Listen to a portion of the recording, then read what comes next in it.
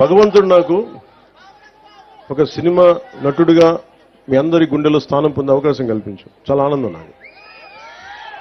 కానీ అది నా డబ్బు సంపాదనకు, నా పేరుకో, నా కుటుంబానికి అయితే నాకు ఎప్పుడు ఆనందం కలగాలి.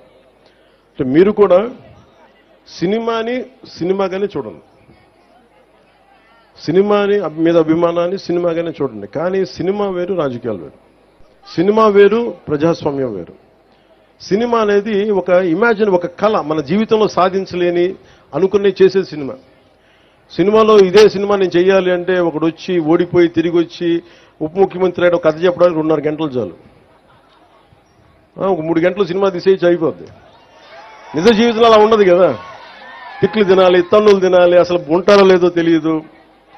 ఇంట్లో కుటుంబ సభ్యులను తిట్టించుకోవాలి, కేసులు పెడతారు, అటెంప్ట్ మర్డర్ కేసులు పెడతారు.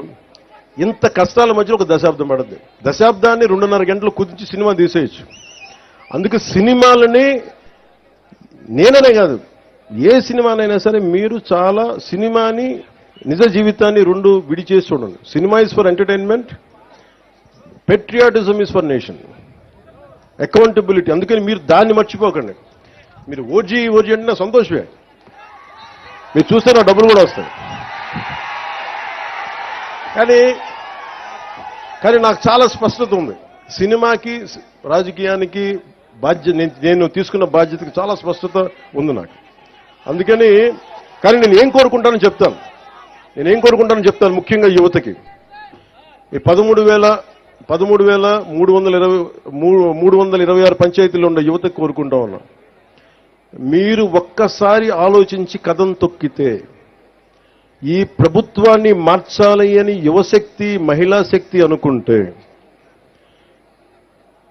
తల తిరిగిపోయిన నాయకులు కూడా, అనుభవజ్ఞులు కూడా, క్షేత్రస్థాయిలో పంచాయతీ స్థాయిలో అనుభవజ్ఞులు కూడా ఒక్క ప్రభుత్వం అంటే భయపడిపోయింది. గత ప్రభుత్వం రోడ్ల మీదకి రావడానికి భయపడ్డారు. నవ్వుపోయింది సమాజంలో.